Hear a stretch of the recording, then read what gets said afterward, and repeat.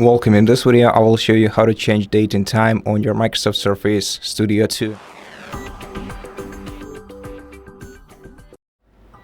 First of all, right-click the date time icon in the bottom right corner of your desktop and then select Adjust Date and Time. Here we can change both the time zone and the time by switching off automatic setting.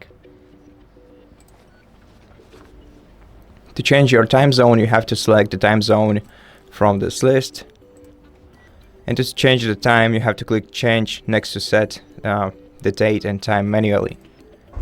After that, use these scroll wheels to set the new date values and time values.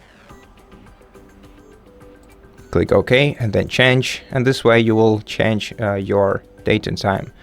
But be aware that this way you will make many online services unavailable, because most servers just require your date and time to be correct. Therefore, I recommend using automatic date and time zone values.